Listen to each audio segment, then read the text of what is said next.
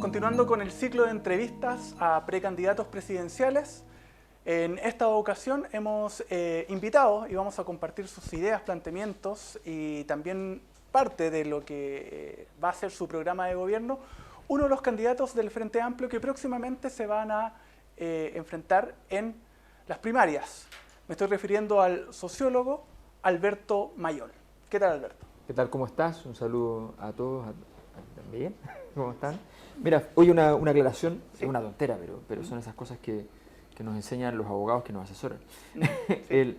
Desde que nos inscribimos en el CERVEL, los que estamos inscritos en el CERVEL, pasamos a ser candidatos a la presidencia de la República. Ah, excelente. Aunque sea primaria, las primarias también tienen candidatura. Entonces, ese es un detalle porque los precandidaturas se supone que son los que no están inscritos todavía legalmente. Aunque sea primaria, es candidatura a la presidencia de la República. Excelente. Ya. Dada la aclaración, sí. Vamos a compartir... Culpa de los abogados, esas cosas. Sí, ¿no? Siempre.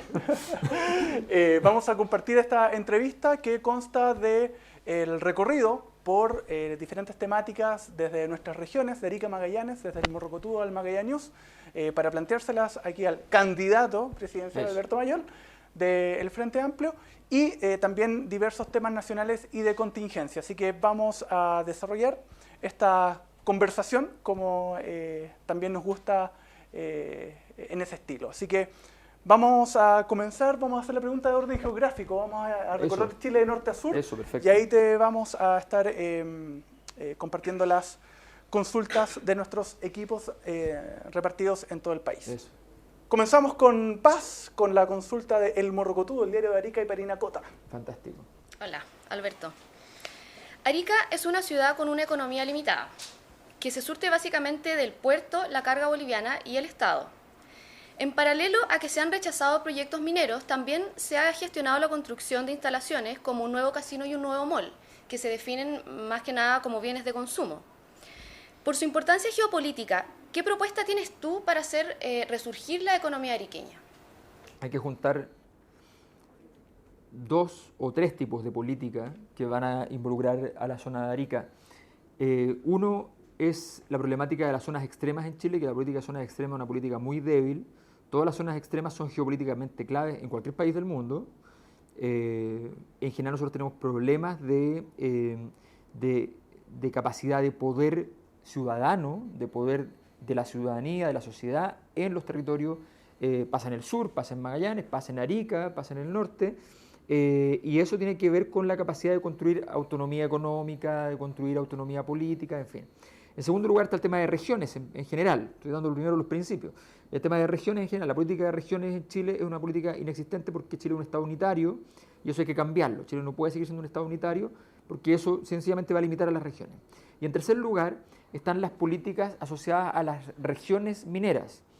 Si bien en el caso de Arica hay una minería muchísimo más baja que en las regiones vecinas, la política de regiones mineras va a permitir que efectivamente haya en general una política asociada entre las regiones que cumplen distintos roles, las regiones que prestan servicio a las zonas mineras, las regiones que prestan servicio, por ejemplo, portuarios, energéticos.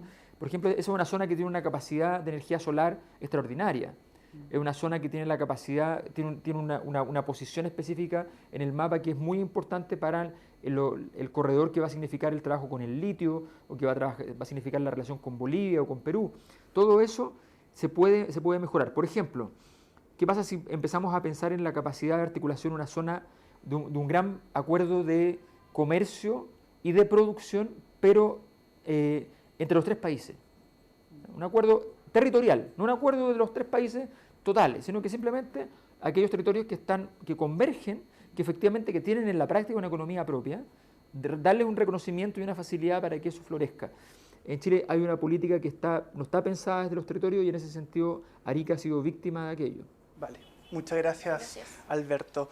Vamos a continuar en este recorrido por Chile. Vamos al diario de Tarapacá, el Voy al Día, con una pregunta sobre migración.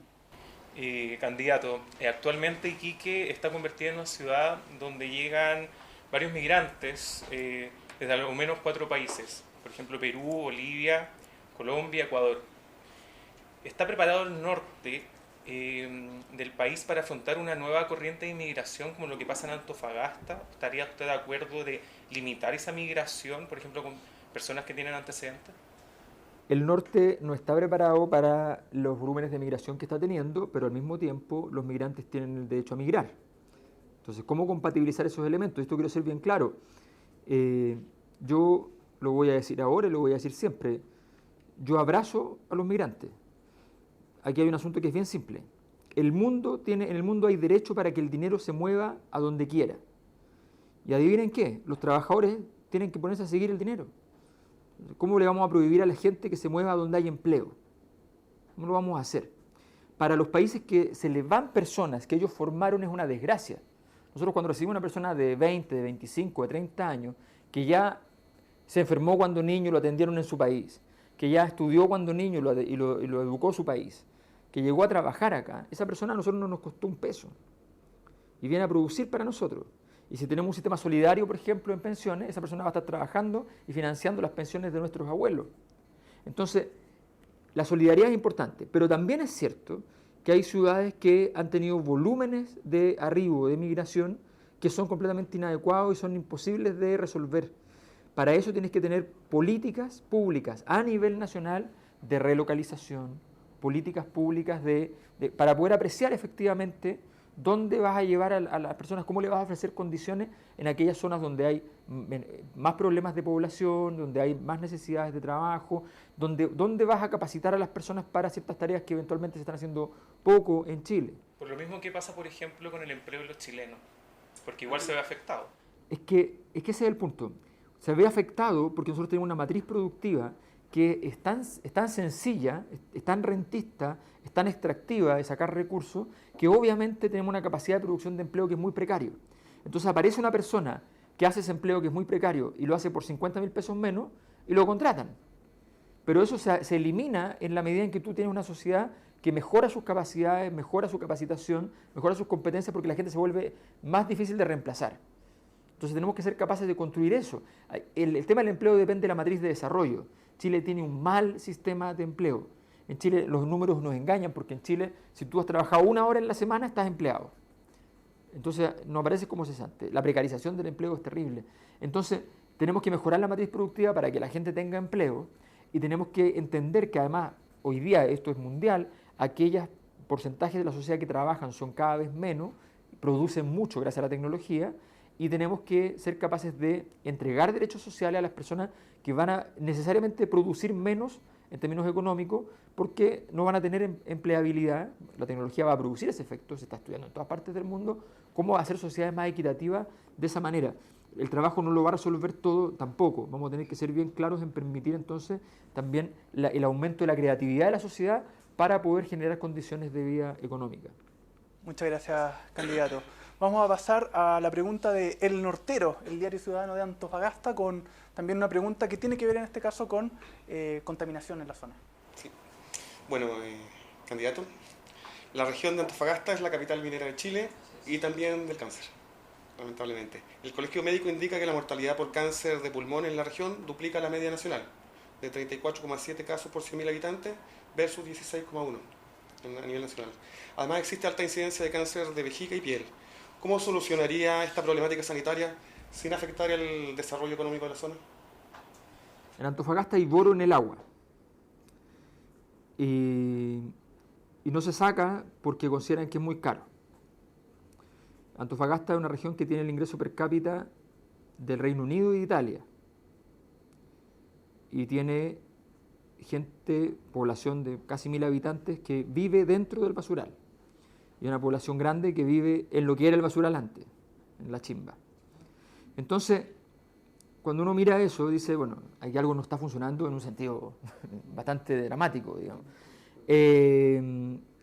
Hay la necesidad de inversión pública, la necesidad de funcionarios públicos. Fíjate que en las zonas mineras en el mundo siempre hay un problema de la complejidad del fenómeno de ese tipo de ciudades y la necesidad de más funcionarios públicos para poder absorber esos problemas. Y normalmente tienen menos. Entonces necesitamos mayores cantidades de funcionarios públicos para que puedan absorber los distintos tipos de problemas que hay. Necesitamos políticas de inversión radicales, políticas de transporte. En la ciudad de Antofagasta el transporte es un horror, no ha habido manera de arreglarlo y hay soluciones con inversión.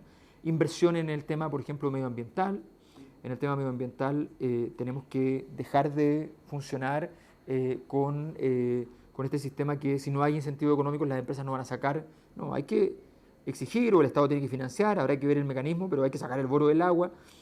Hay exámenes de pelo que se hacen allá, hay cadmio, si tú vas a la playa con un imán, la arena se sube al imán, hay metales pesados dando vuelta. Entonces hay una serie de cuestiones que tenemos que efectivamente intervenir.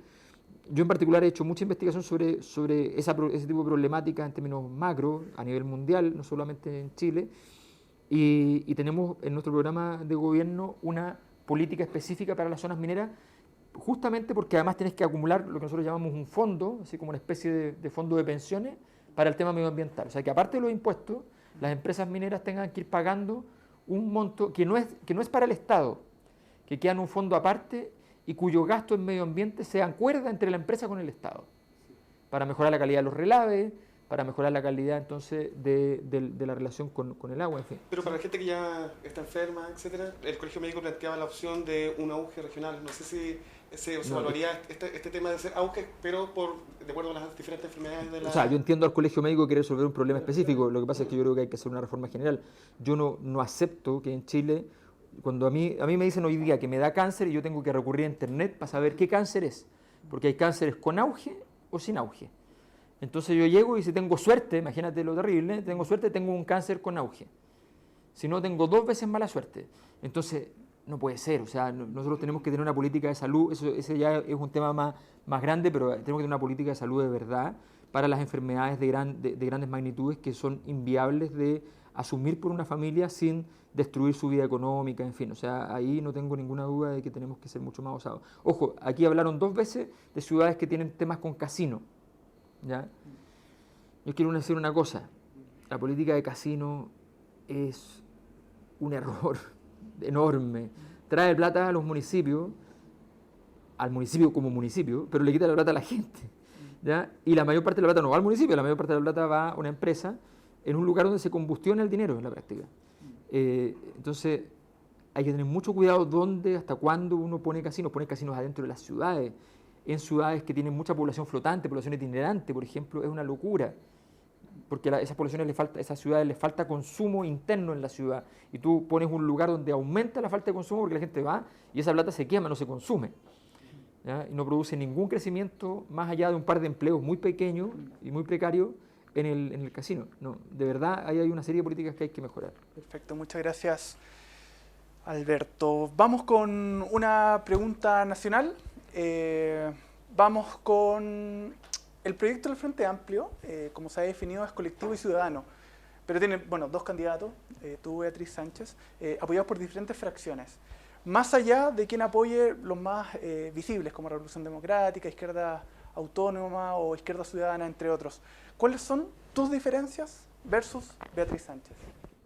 Mira, yo la verdad es que soy un convencido de que las diferencias fundamentales están en el alma de las personas. O sea, lo que uno quiere es ver cuál es el punto de diferencia que a uno le importa. Yo solo quiero decir que yo tengo estoy trabajando en esto. Yo entré antes que Beatriz había dicho que no varias veces, y yo entré antes que Beatriz y yo quiero un proyecto para el Frente Amplio. Un proyecto para el Frente Amplio que sea un proyecto para el desarrollo de Chile en el futuro. Un proyecto que respete el ideario histórico de la izquierda, pero que al mismo tiempo tenga la capacidad de innovar y meterse en los temas que hoy día están de punta. Nosotros tenemos una política sobre microempresas súper interesante, una política sobre innovación tecnológica súper interesante. Nos interesa entonces respetar ciertos valores, ciertos principios, ciertas tradiciones y ciertas formas de hacer, y la problemática del trabajo como problemática central, y queremos también traspasar la frontera y decir la derecha no es dueña de todos estos otros temas, porque es la única forma de construir un proyecto para Chile. De ahí lo que se haga en el otro comando, a mí no me preocupa tanto. A mí lo que me interesa es decir, ¿saben qué? Los chilenos hoy día quieren una transformación de Chile con confianza en que no va a quedar un desastre al transformarnos. Con todos los problemas que han habido con la reforma, la gente considera que es probable que cuando uno quiere hacer cambios grandes, todo se desbarata, todo se desbarajusta, se desequilibra. Yo les digo, en todas partes del mundo se han hecho cambios importantes en la historia y no necesariamente todo se va al carajo. Entonces tenemos que ser capaces de generar transformaciones con gobernabilidad y yo he trabajado todo mi proyecto para ello. Luego viene, obviamente, cuáles serán los focos y los énfasis que tiene más bien el proyecto de Beatriz, pero eso lo tendrá que decir ella. Muchas gracias, Alberto. Vamos a seguir recorriendo Chile. Esta vez saltamos a la región de Atacama con nuestro diario ciudadano El Key Desierto y una interrogante que tiene que ver con el tema salud. Alberto, Atacama es una de las regiones que tiene menos especialistas médicos de Chile.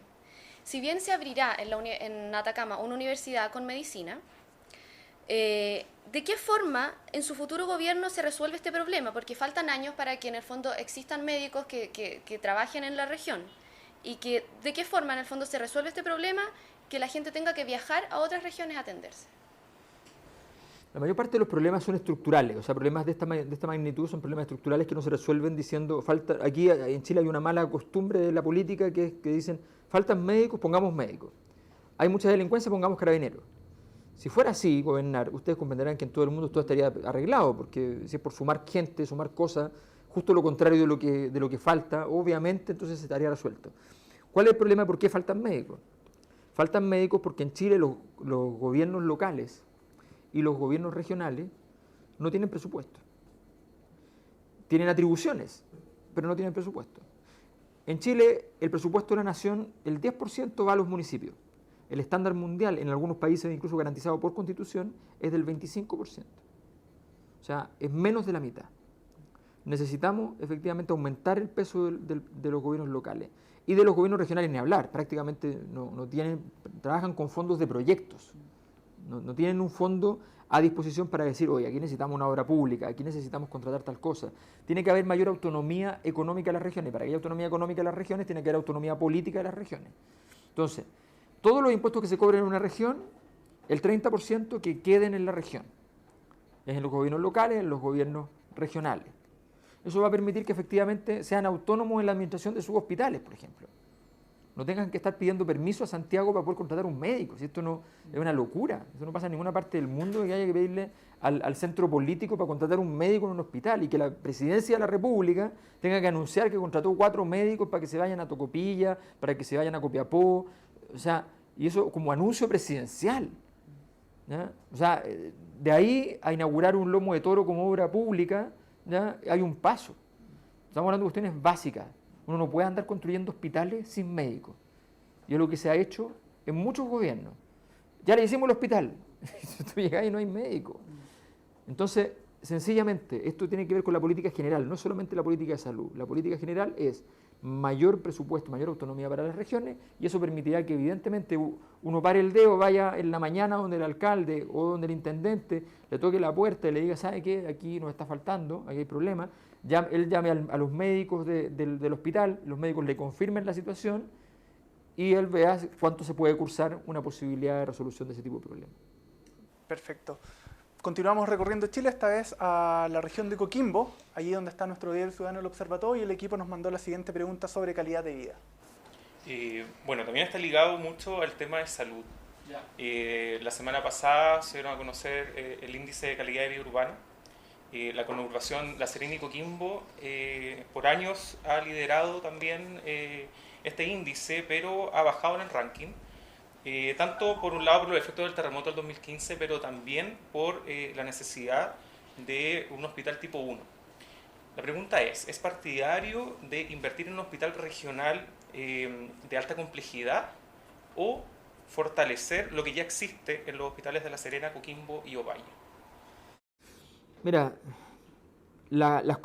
hay que tener un hospital de alta complejidad en todas las regiones, eso es lo primero, y en las capitales regionales evidentemente por la cantidad de población que allí habita. Habida cuenta que hay una conurbación ahí que es bastante grande y bastante conectada, por tanto tener un establecimiento grande es algo importante.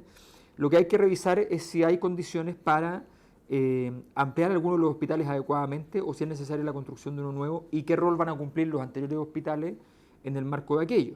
Aquí el punto de fondo es tener el flujo, ¿ya?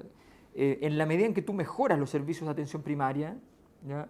En la medida en que tú mejoras los servicios de atención a la familia, los SFAM, qué sé yo, en la medida que tú vas mejorando todo eso, lo que se va a producir no es un reemplazo, y ese es el problema que se ha pensado, ¿ya? Yo trabajé en el Banco Estado y todos se imaginaban que por poner las cajas vecinas la gente iba a migrar de las sucursales a las cajas vecinas. Lo que pasaba es que la gente hacía más transacciones. Esto es lo mismo. Si tú pones más consultorios, lo que pasa es que la gente va a ir más al doctor, porque va a ir a hacer consultas que a veces no haría. Voy a decir, bueno, si no cuesta nada ir al consultorio, y eventualmente si funciona además más van a ir, porque van a decir, mira, me duele la cabeza, no será algo, voy a ir a preguntar, y que es un legítimo derecho. Entonces, tenemos que tener en cuenta de que esta mirada ingenieril que dice, oye, tenemos tantas prestaciones, entonces un tercio la tiramos para allá. La sociedad no funciona así. Yo soy sociólogo y les voy a decir de inmediato que eso les va a pasar lo mismo que con el Transantiago. O sea, la sociedad no funciona así. Lo que tienes que hacer efectivamente es multiplicar la oferta. Entonces necesitamos un hospital de gran tamaño en la zona, sin duda, hospital tipo 1 con tecnología, con una cantidad de médicos importantes, con cirujanos, y necesitamos evaluar cuál sería el rol que cumplirían los otros hospitales, o si alguno de estos se puede transformar en uno tipo 1. Es difícil en general. En general hoy día los precios de la construcción son más baratos que los de arreglar. O sea, en general, salvo que haya problemas con el terreno, con el suelo, qué sé yo, pero en general arreglar un hospital antiguo puede ser un tremendo problema, porque arreglar los sistemas eléctricos para que haya tecnologías nuevas, qué sé yo. Entonces puede ser muchísimo más caro. Entonces hay que estudiarlo eso, pero sin duda hay que tener un hospital en condiciones en la región. Perfecto. Siguiendo el recorrido por Chile, esta vez a la región de Valparaíso, donde está nuestro diario El Martutino, con una pregunta que mezcla progreso, pero también desarrollo. Estas palabras que muchas veces las asimilamos como iguales, pero no necesariamente son así. Sí. Mira, Valparaíso, ciudad-puerto. Los principales puertos del país están ubicados en esta región. Sin embargo, esta fuente de desarrollo económico para el país no tiene correlato con los niveles de pobreza de la zona. ¿Cómo integraría esta riqueza que genera la actividad portuaria con las ciudades-puertos de la región de Valparaíso? A ver, hay que entender que los puertos en el mundo cambiaron de condiciones. El aumento de la tecnología y las condiciones de funcionamiento hacen que la articulación con la riqueza del lugar sea menor. Antes, por los temas de transporte, el puerto significaba que inmediatamente al lado se ponían fábricas, porque costaba transportar y era caro. Hoy día no es caro el tema de transporte, entonces los tipos van y se salen fuera de la ciudad y por tanto puedes tener un gran puerto y no tener industria en la zona, no tener desarrollo en la zona. Entonces, Valparaíso es probablemente, por ejemplo, una de las regiones más difíciles de administrar de Chile. Entonces, y la comuna de Valparaíso es la comuna más difícil de administrar de Chile. Entonces, porque hay problemas de vivienda, hay problemas geográficos que son obvios, hay problemas de exposición y además hay una decadencia de la ciudad sistemática en términos de su calidad de las obras públicas, que hace que cuando tú ya tengas que intervenir sea tan grande la intervención que es más complicado. Allí se fueron 10, 15 fábricas importantísimas, hace 50 años, 30 años, 20 años. Entonces, ¿qué es lo que hay que hacer? Lo que hay que hacer es, primero, generar actividad productiva vinculada con los territorios aledaños. ¿Ya? Aprovechar eso, conectar eso. Hoy día los niveles de conectividad están asociados fundamentalmente a la dinámica más bien de transporte de pasajeros. Cómo hacer que efectivamente haya una dinámica comercial muchísimo más enriquecida con el resto de la región. Y en segundo lugar, el puerto, para transformarlo en un activo, vas a tener que hacer una política muy específica, porque el puerto así como está, con la tecnología que tiene, ¿ya? Y con la tecnología que viene para el puerto más grande, más distante va a ser de poder resolver los problemas de empleo. Va a necesitar más gente, entre comillas, pero va a ser mucho más grande. ¿Ya? Entonces tenemos que tener una capacidad de políticas públicas que distribuyan riqueza incluso si no hay empleo. Y esa capacidad... ¿Ah? Tiene que haber impuestos a las empresas. Las empresas portuarias, las licitadas, también tienen que tener participación del Estado. ¿Ya? Son empresas estratégicas. Hoy día tenemos un sistema que es medio mentiroso. Hay una empresa portuaria nacional, pero arriba lo que hay es una empresa que opera, que es licitada. Bueno, que esa empresa licitada tenga también un porcentaje del Estado, ¿ya? Y nos ayudaría a poder tener recaudación para poder mejorar la calidad de vida de la zona. Las ciudades que empiezan a mejorar con inversión pública mejoran muchísimo sus prestaciones. Hay que hacer además, nosotros estamos hablando de un tren para todo Chile, ese tren, por ejemplo, va a llegar a la zona de Valparaíso a través de un tren de alta velocidad. Entonces eso también va a ayudar al desarrollo. Agradecemos. Esa pregunta del tren viene más adelante, así que ahí los podemos explorar un poco más. Continuando con la entrevista, vamos a un tema donde sabemos que te manejas mucho, has escrito libros al respecto. Hace unos días estuvo en la marcha de la Confech, por fin al CAE, en donde se habló de que las deudas se pueden condonar, pero además, entre otras cosas, se deslizó un posible delito de colusión y de fraude al fisco por parte de los bancos. ¿Por qué se señala esto y de qué forma crees que se puede solucionar esta problemática que afecta a tantas miles de personas? Mira, el CAE es un escándalo, y eso hay que tenerlo bien claro. Hoy día el CAE significa un costo para el Ministerio de Educación que es alrededor del 30% de su presupuesto. De hecho, un poquito más. Estamos hablando de solamente un sistema crediticio de todos los sistemas crediticios. Todos los sistemas crediticios que tiene el Ministerio de Educación en Chile hoy día cuestan más que la gratuidad en la educación. Entonces, ¿a dónde va parte de esa plata? Bueno, a los bancos. Los bancos licitan carteras de clientes, o sea, de deudores, o sea, de estudiantes. Y entonces tenemos años, por ejemplo, en los que la licitación toma un precio, por ejemplo, equivalente, no voy a entrar en los detalles técnicos porque son complejos, pero de equivalente al 30% del monto de toda la deuda, porque es todo lo que están licitando. Y de repente hay otros años donde el precio de esa misma licitación alcanza más del 100% de toda la deuda. ¿Por qué se mueven así? ¿Por qué a veces se cobra una cosa, a veces se cobra otra? ¿Ya? Hay unos movimientos extraños. Uno revisa año por año y ve que de repente como que las universidades y los bancos descubren que hay una gran oportunidad y pasan de 0 pesos en el CAE a 2.000, 3.000 millones de pesos, de un año para otro. Entonces uno dice, aquí hay algo raro. El presidente Ricardo Lagos, que creó el CAE, dijo 2 veces que los bancos estaban coludidos en el CAE y no lo denunció. Nosotros lo que hicimos fue ir a la Contraloría y solicitar que esto sea revisado, y fuimos también al Consejo de Defensa del Estado y le dijimos al Consejo de Defensa del Estado que esto involucraría, si es que hay colusión, un fraude al fisco, y por tanto le corresponde al Consejo de Defensa del Estado asumir el caso. Creo que hay una investigación por hacer de grandes proporciones. La educación chilena está en crisis, la educación chilena está con grandes problemas, y esto se puede resolver con una condonación legal que evite que los estudiantes sigan pagando, pero que también suspenda toda posibilidad de pago del Estado hasta que se aclare si hubo colusión. Porque si hubo colusión no solamente no hay que pagarlo, sino que hay que pedir indemnización. Totalmente. Muchas gracias, Alberto, por esa respuesta. Vamos a seguir por las regiones. Esta vez saltamos aquí a la región de O'Higgins a través de nuestro diario El Rancagüazo con una pregunta que tiene que ver con transporte y vialidad. Alberto, la conurbanización Rancagua-Machalí últimamente ha producido problemas de tránsito que han hecho que se levanten incluso movimientos ciudadanos, uno de los cuales llamado No Más Tacos Machalí. Si bien las autoridades han anunciado medidas de mitigación, la población reclama por soluciones más concretas. ¿De qué forma se puede entregar soluciones a la congestión vial entre ambas comunas? Esto vale para muchos lugares. ¿Cuál es el problema en Chile? Que se estableció una política que fomenta el auto. Eso es todo. Y ustedes comprenderán que si todos andamos en auto a las mismas horas, no va a funcionar. Las ciudades están diseñadas de una manera tal de que es casi imposible que toda la población se pueda distribuir en el día. Tienes una cantidad de horas en la gente va al colegio, a los trabajos, y en esa cantidad de horas, en 2 horas en la mañana, 2 horas en la tarde, ¿ya? La gente tiene que moverse. Y si andan en auto, va a ser un desastre. Entonces, ¿cómo tú bajas a la gente del auto?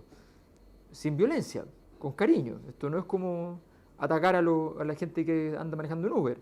Lo que hay que hacer es decirle, mire, como en todas partes del mundo, aquí hay un sistema de transporte público de gran calidad, con el cual usted no gasta tanto dinero, no se desgasta, viaja con condiciones, ¿ya? Y sencillamente, por tanto, va a haber fluidez en el tránsito.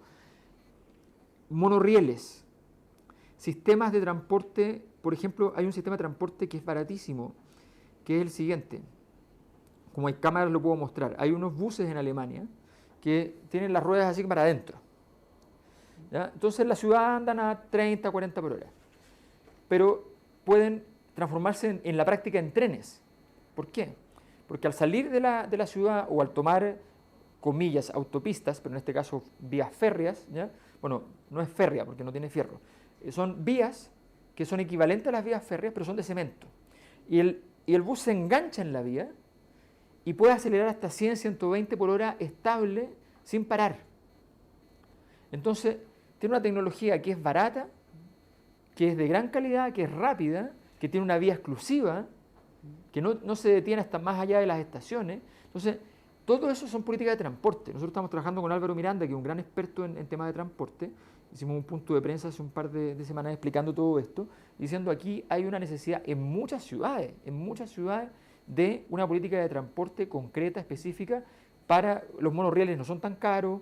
Obviamente hay otro tipo de estructuras que son más caras. Hacer, por ejemplo, trenes de cercanía o metrotren, digamos, en muchos lugares es más caro. ¿Ya? En algunos lugares incluso en todo caso es viable. Entonces, cuando hay transferencia de población tan grande, por ejemplo, Rancagua a Machalí es un caso enorme, tener un monorriel es evidente. Son lugares donde además salen buses cada 2 o 3 minutos.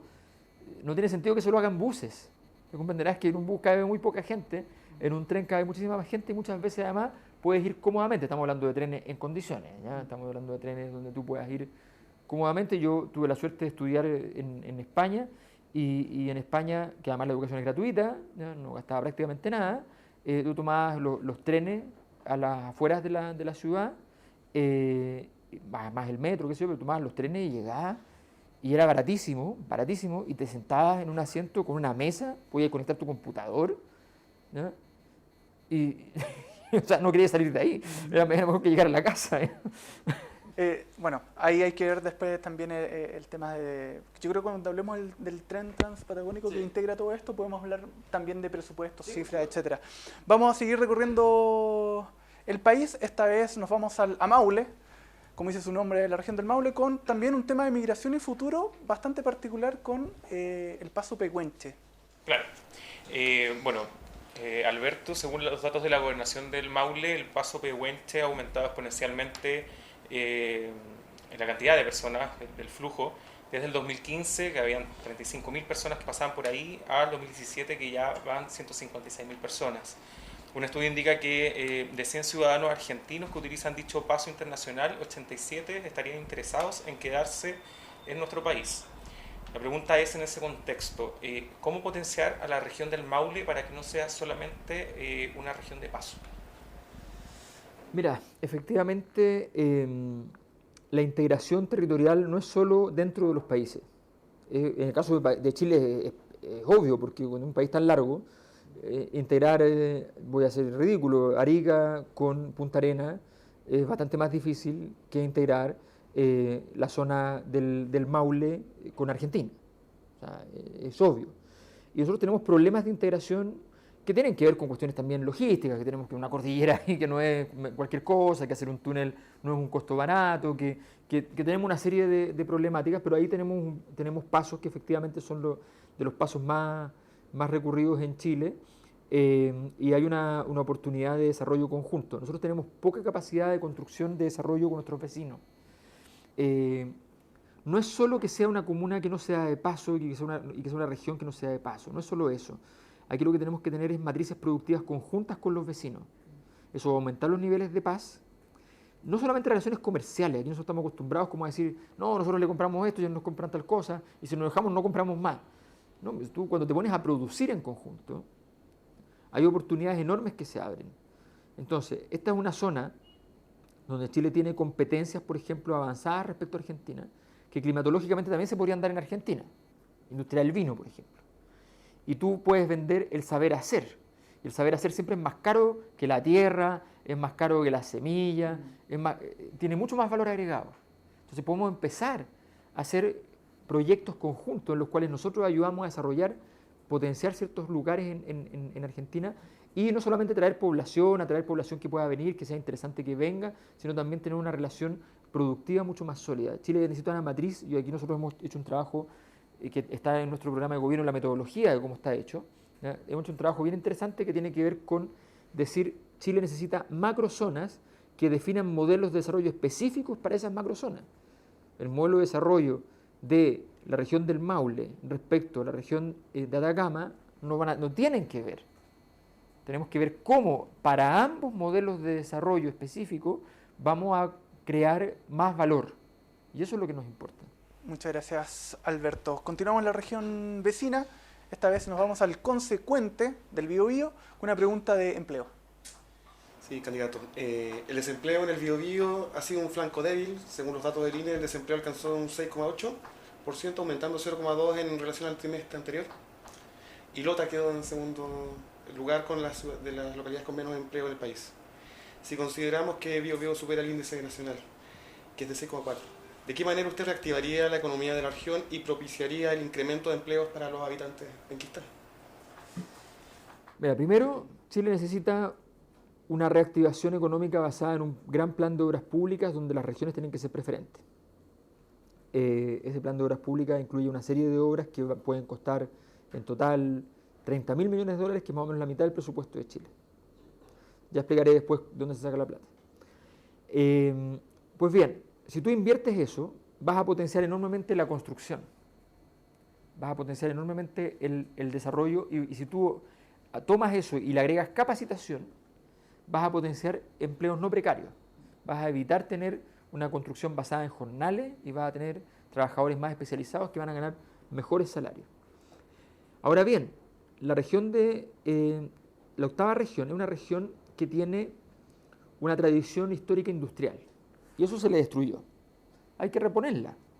O sea, la tradición industrial hace que todavía hoy la Universidad de Concepción sea lejos líder en Chile, lejos respecto a las otras universidades, en la posibilidad de contar con patentes científicas, con capacidad productiva. Entonces, porque eso es una tradición de ahí. Nosotros tenemos que tomar esas tradiciones. Las ciudades que pierden su capacidad histórica sencillamente se van decayendo. Lo que pasó con Lota es una señal enorme. No hubo un real plan de desarrollo, hubo un plan de mitigación, que no es lo mismo. No fue que se tomó a Lota y se dijo, ninguna ciudad se puede salvar sola. Tú tienes que ir y decir, ¿cómo yo articulo esta ciudad con el resto de las ciudades? No se soluciona poniendo el call center del Banco Estado ahí. Entonces tenemos que tener más osadía. Yo trabajé en el Banco Estado y lo puedo decir con conocimiento de causa. A muchos les gustaba mucho esa idea. A mí me parece que no es suficiente. Me parece que puede ser, pero no es suficiente. Perfecto. Vamos ahora con una pregunta de carácter nacional que también concita mucho interés en la gente porque todos tenemos una historia, todos tenemos una biografía. En tu caso, tu padre, Manfredo Mayol, trabajó para Pinochet. Hoy estás en una línea diametralmente opuesta en muchos puntos. ¿Cómo ha afectado eso en tu decisión de llegar a la moneda? ¿Cómo afectó? Bueno, nada en realidad. Yo tengo la noción de que en la política esto es normal. Más aún es saludable. A mí siempre digo que esperaría que seamos más los que nuestros padres estuvieron con la dictadura, por ejemplo, y hoy no lo están. O sea, me parecería mucho más terrible que se siguiera reproduciendo esto y que los hijos siguieran repitiendo lo de los padres. Yo siempre tuve la noción de que uno tiene que tomar los caminos más autónomos posibles y tomar sus propias decisiones, incluso antes de pensar si acaso era de izquierda o no. Y la verdad es que tomar los caminos más autónomos significa ponerse también un poquito más en riesgo. El camino que se me ofrecía por el mundo de mi padre, la vinculación con la UDI, qué sé yo, era un camino bastante fácil, ¿no? Era el camino de entrar a la Católica, ser gremialista, ser probablemente presidente de la FEUC, porque mi papá era el que los preparaba, ¿ya? Y entonces llegar al Congreso con una votación protegida y con plata para poder ser candidato. Yo elegí que eso no era mi camino, que mi camino era otro. Y creo que los chilenos lo entienden bien porque tenemos una tradición al respecto que viene también de las regiones, que es la tradición que nos indicó que en su momento tuvimos nuestro libertador de la patria, Bernardo O'Higgins, era hijo del virrey del Perú. O sea, qué más claro como la posibilidad de que una generación distinta, yo no lo digo como el hijo específico, la generación que viene después diga, no, esto no sigue más, lo queremos cambiar. yo creo que efectivamente la obra de los que como mi padre trabajaron en la dictadura, esa obra tiene que terminarse y estoy dispuesto a hacerlo con todo el cariño que le tengo a mi padre, sin renegar de él y ocupando con claridad su mismo apellido y en ese sentido me siento tranquilo, me siento contento de poder hacer ambas cosas al mismo tiempo. Muchas gracias, Alberto. Volvemos a las regiones, esta vez nos trasladamos a la Araucanía, a La Opinión, con un tema que tiene que ver con el conflicto mapuche. Sí, candidato. Se ha hablado del conflicto mapuche, otros políticos más radicales lo definen como terrorismo y últimamente se habló de conflicto abierto. ¿Qué es lo que afecta a la Araucanía y cómo se resuelve, en su opinión? Primero, los conflictos tienen que tener claros los protagonistas. Entonces yo pregunto aquí, ¿cuáles son los protagonistas de este conflicto? Porque vemos problemas entre los agricultores y ciertas comunidades mapuche que están movilizadas. Yo les quiero decir que los agricultores y las comunidades mapuche no son el principal atributo de la región de la Araucanía. El principal atributo tiene que ver con la industria forestal. Y allí hay parte importante de la explicación del problema. El problema de la nación mapuche está en reconocimiento social, jurídico, en reconocimiento económico, en reconocimiento de los derechos ancestrales y está también en la capacidad de efectivamente construir una región que tenga un mayor nivel de sustentabilidad. Hoy día lo que tenemos no es aceptable. Tenemos una región tomada por las forestales y lo que tenemos que lograr es que efectivamente se democratice la región. Yo lamento mucho que se hayan tomado la decisión de bloquear el proyecto de Huanchumilla. Creo que el proyecto de Huanchumilla es el único proyecto que se ha presentado en años para la región. Puedo tener algunos matices, que son poquitos de hecho, respecto a lo que él hizo. Yo considero que ese proyecto como base es un muy buen primer paso. Y aquí hay que hacer política. Y yo lo digo con toda claridad, a mí me gusta hacer política. Hacer política no es malo. Si ustedes creen que hacer política es lo que hacen estos tipos que van y se venden a los empresarios, eso no es hacer política. Yo creo que hay que hacer política. Hacer política significa que yo tengo partes en conflicto y lo que tengo que lograr es que converjan en algún momento en un proceso de discusión donde el país, la ciudadanía, pueda tomar una definición. Y eso no ha ocurrido.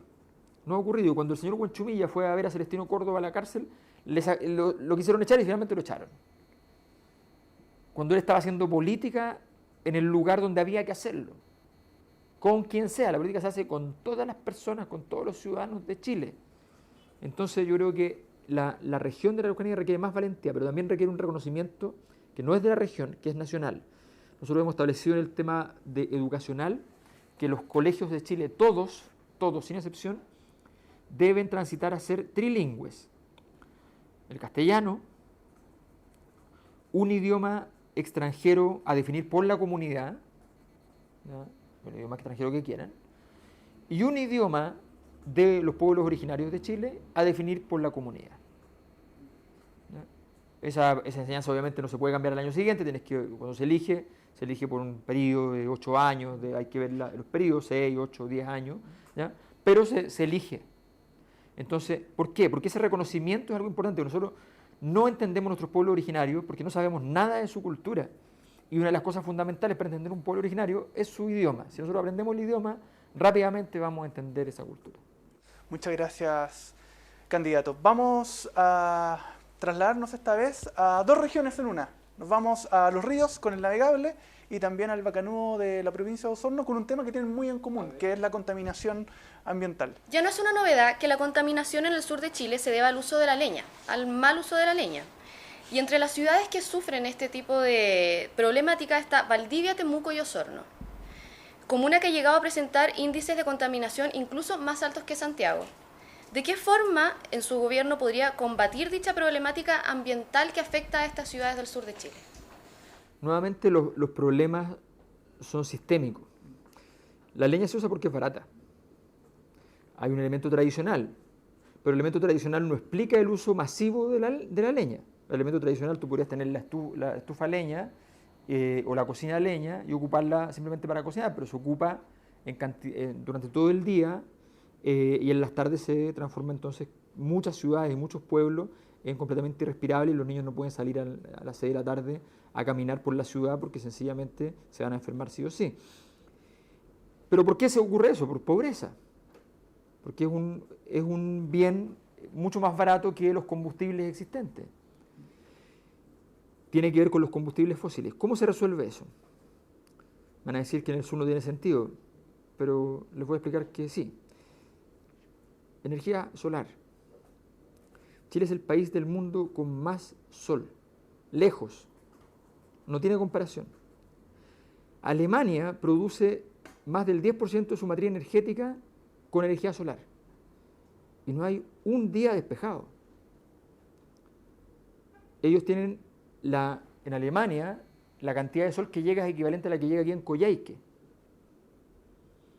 Entonces, podemos tener creación de energía en todo Chile a nivel local, para poder tener la calefacción adecuada en cada uno de los hogares y para que esto sea una opción, no una obligación. Yo no quiero eliminar la tradición. Lo que sé es que si hay una opción distinta, la gente va a ocupar durante gran parte del día aquello y va a ocupar la cocina a leña para aquellas cosas que le parece que efectivamente amerita usarla, para hacer algún plato de comida que a veces se demora 4 o 5 horas y que me dio hambre, ¿ya? Que efectivamente vas a requerir en la cocina a leña para eventualmente situaciones como esa, a sabiendo además de que hay una serie de riesgos con las cocinas a leña, la cantidad de incendios y qué sé yo. O sea, hay una oportunidad enorme, pero esa oportunidad requiere créditos blandos para el acceso a la energía solar a través de las pantallas solares y la posibilidad de acceso también a la posibilidad de aportar al sistema eléctrico para que te paguen por esa energía y eventualmente incluso tener ingresos. Entonces, tenemos posibilidades de mejorar las condiciones energéticas y hay que mejorar los salarios en Chile, porque gran parte del problema en regiones es que hay un aprovechamiento enorme en términos de los salarios. Nosotros estamos planteando un salario mínimo de 400.000 pesos, ¿ya? Eso requiere efectivamente un apoyo enorme a la microempresa para que pueda pagar esos salarios, pero fundamentalmente tiene que ver con el hecho de que hay muchas grandes empresas que pagan salarios que son inadecuados. Perfecto. Vamos avanzando. Esta vez ya llegamos a la región de los lagos propiamente tal, específicamente a Puerto Montt, donde tenemos una pregunta del reportero. Muchas gracias. Entre las ideas que se ha hablado respecto al transporte, se ha mencionado un tren que una todo Chile, pero también la creación de un tren transpatagónico que una desde Puerto Montt a la Patagonia chilena y argentina. Sí. ¿Cómo se explica esto? ¿Cómo se hace técnicamente? ¿Han habido conversaciones ya con Argentina al respecto? No, eso es un tema que hay que hacer. Lo que pasa es que es natural que es una idea que potencia geopolíticamente a Chile y a Argentina y eso va a ser bueno para ambos. Te pongo un ejemplo de los riesgos que tiene la Patagonia chilena y argentina.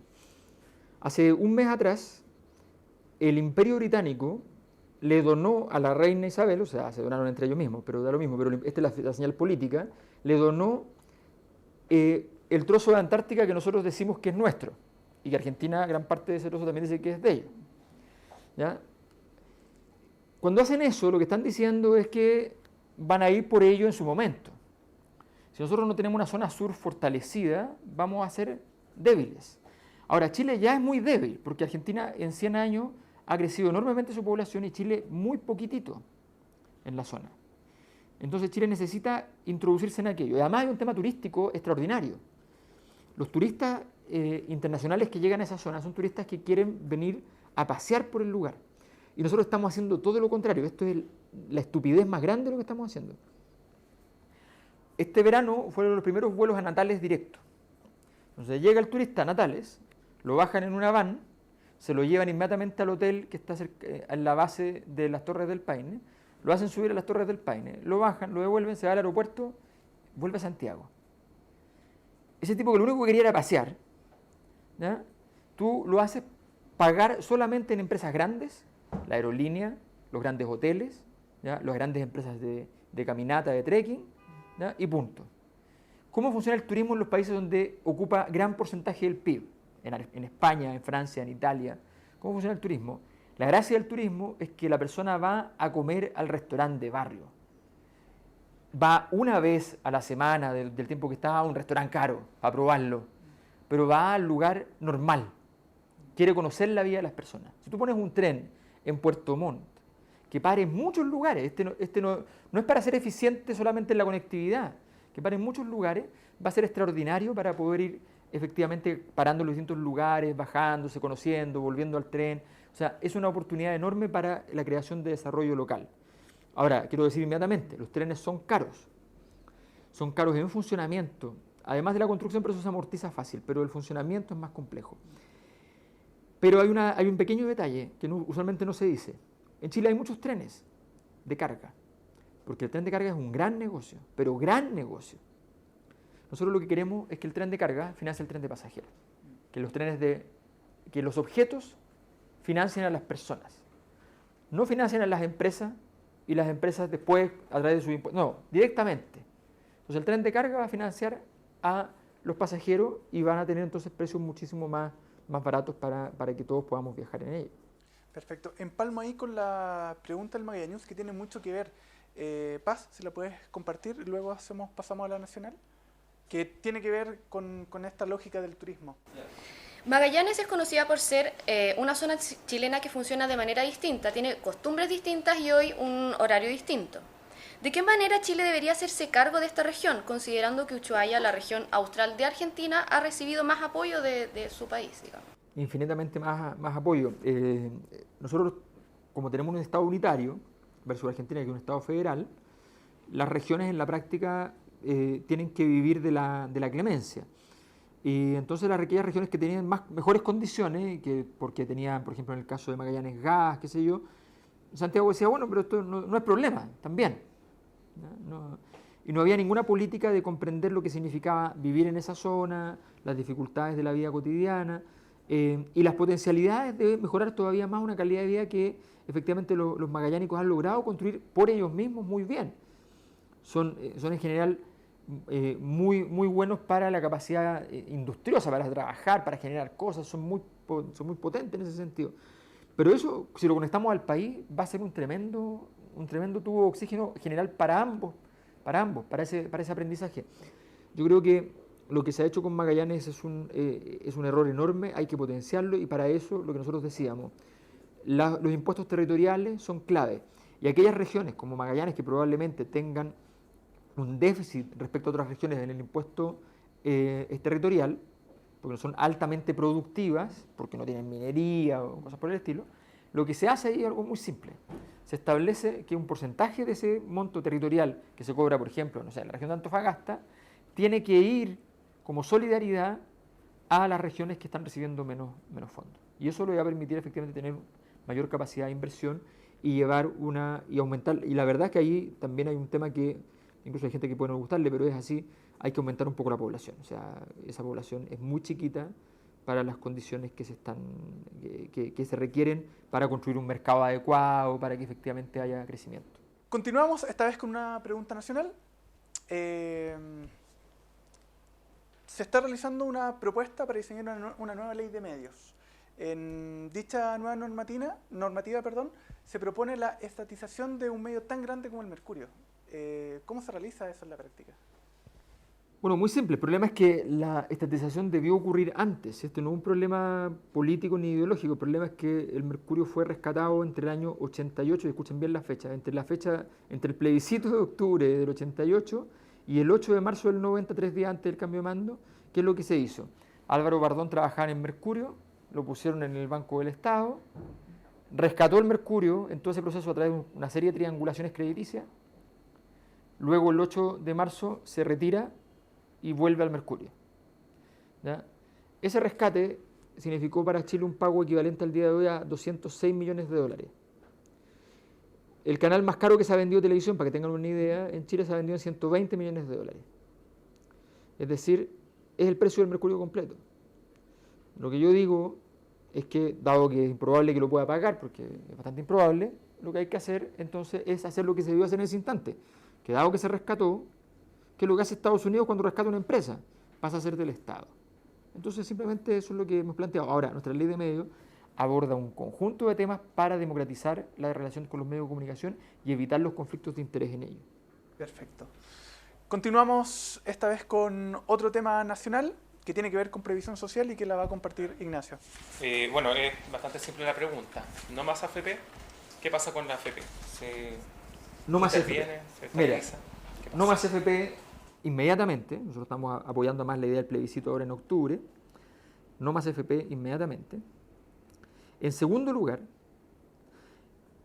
lo que decimos es, abrazamos por completo la propuesta de la coordinadora No Más AFP, una propuesta muy robusta en términos económicos, bien hecha, y añadimos un punto. El sistema existente hoy día de ahorro previsional, ese sistema lo vamos a conservar. Sacamos las AFP, empezamos a funcionar con un sistema solidario de reparto, o sea, los que estamos trabajando le pagamos a los que no están trabajando. Somos solidarios, somos una sociedad. Pero este monto, que es de nosotros, cada hombre chileno tiene más o menos 19, 20 millones de pesos en la AFP, cada mujer chilena tiene alrededor de 11 millones de pesos promedio en la AFP. Bueno, esos montos son de nosotros. No dejan de ser de nosotros, pero ahora nosotros no vamos a tener AFPs. Vamos a elegir un directorio que administre esos fondos, como ocurre en muchas partes del mundo, en lo que se llama la propiedad social. ¿Y qué va a hacer ese directorio? Va a administrarlo en razón de inversiones que sean positivas para el desarrollo de Chile y no para el sostenimiento solamente de la bolsa de comercio. Entonces vamos a dar crédito a las microempresas, vamos a dar créditos a las personas, vamos a hacer proyectos de alta inversión pública, el tren, por ejemplo, está financiado con esto, vamos a tener la posibilidad de construir un sistema financiero alternativo para los chilenos, distinto a los bancos, cuyo lucro va a llegar a ti mismo. Toda la ganancia que tenga ese sistema, cuando tú pagas tus deudas, te va a llegar a ti mismo. Y además parte de eso la queremos destinar a que participemos en la creación de un sistema financiero a nivel latinoamericano que permita que entre los países latinoamericanos nos prestemos plata entre nosotros y no tengamos que depender del Banco Mundial de forma internacional, en fin. Perfecto. Continuamos con otra pregunta nacional que también es de interés en todo Chile, esta vez con algunos temas valóricos que va a compartir Rodrigo. Bueno, la pregunta es impostergable, ¿no es cierto? ¿Matrimonio igualitario, a favor o en contra? ¿Aborto, 3 causales o libre?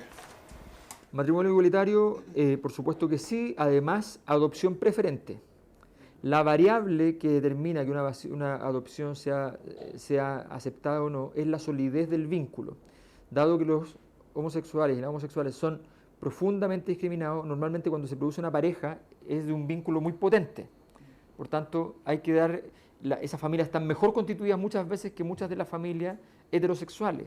Entonces hay que darle adopción preferente, no puede seguir siendo discriminados al respecto.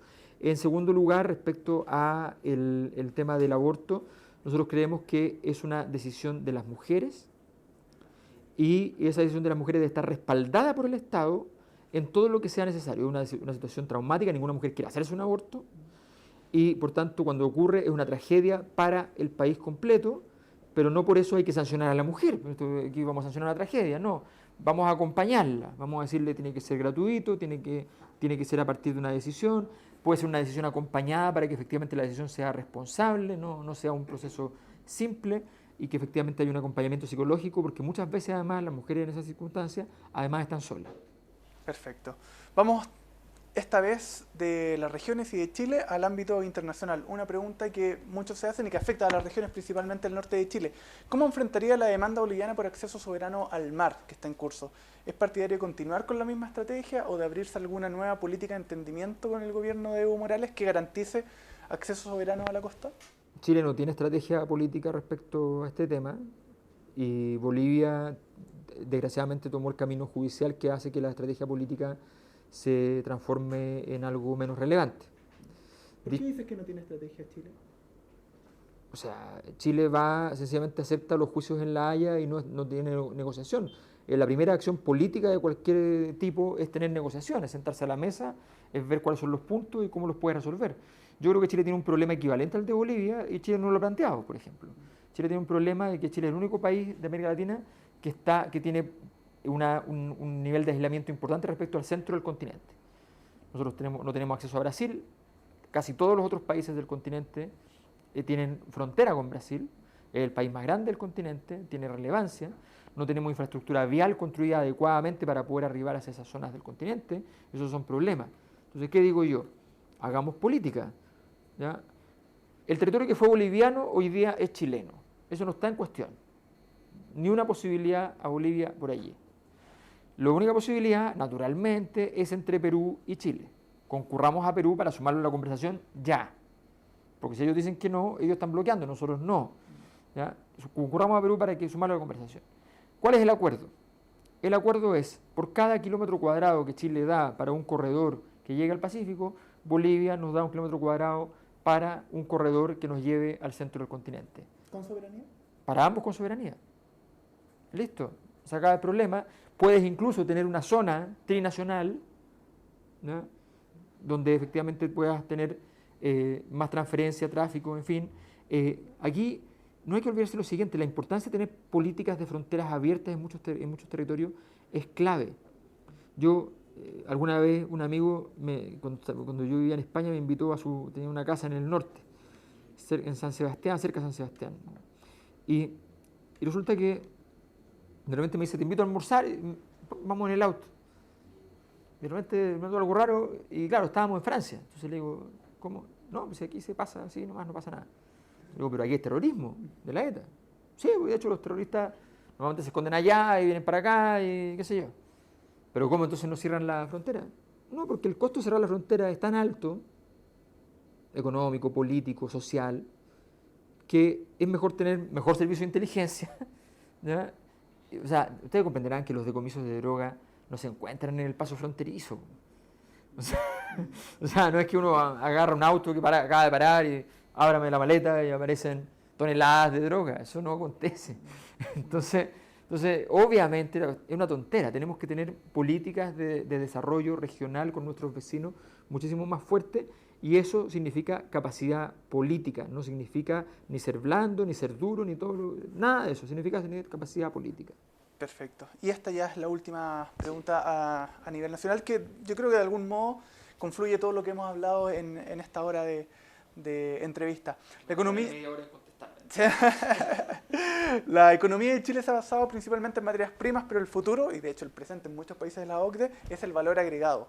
¿Cuál es su propuesta de modelo productivo para Chile en el mediano y largo plazo? Bueno, nosotros tenemos una metodología que tenemos en el programa de gobierno, que es una metodología que inventamos para el programa de gobierno, que establece justamente cómo hacer un nuevo modelo de desarrollo, una nueva matriz de desarrollo. Cómo hay que hacerlo. No es fácil, pero ojo, tú decías algo muy importante. Por ejemplo, en Chile dicen, oye, viene el litio, y el litio va a ser el futuro de la humanidad. Sí, en gran medida va a ser muy importante. Pues bien, les cuento una cosa. En un auto eléctrico, que vale 10 millones de pesos el comillas, motor del auto, que es como la batería del auto al mismo tiempo, ¿ya?, el litio ocupa 50.000 pesos. 50.000 pesos de 10 millones. Mientras tú no llegues a ocupar 500.000 pesos, no digo 5 millones, digo 500.000 pesos, ¿ya?, tú no vas a tener desarrollo. Vas a estar recibiendo al año 1.800, 2.000 millones de dólares en rentabilidad para el Estado, para el fisco, por el litio. Bueno, es lo que produce Codelco, es lo que produce la otra minera. O sea, no da para ser el gran salvador del futuro de Chile. El presupuesto de Chile son 60.000 millones de dólares. ¿Por dónde Entonces, el camino que tú señalas es aquí, litio, creación de tecnologías solares desde Chile, articulación con empresas extranjeras, agregación de valor, mejora de nuestros ingenieros, ¿ya? Todo eso, o sea, que Chile sea un país donde se construya tecnología para el litio. Que Chile, los autos eléctricos van a ocupar 5 veces más cobre que un auto convencional. Es una oportunidad también, pero no para vender cobre. Es una oportunidad para desarrollar tecnología y eventualmente nosotros también ser capaces de hacer autos. Así que a los chilenos les cuesta entender esto, lo suena absurdo. En Corea se demoraron 16 años a pérdida haciendo autos.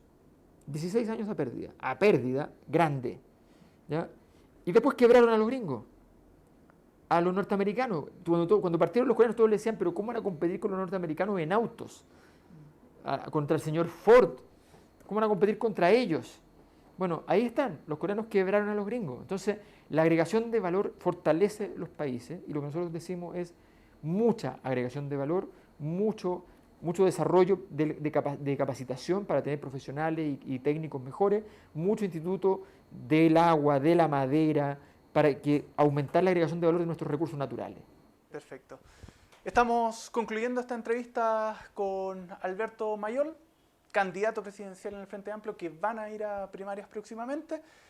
Un último minuto, palabras al cierre, por si algo quedó en el tintero.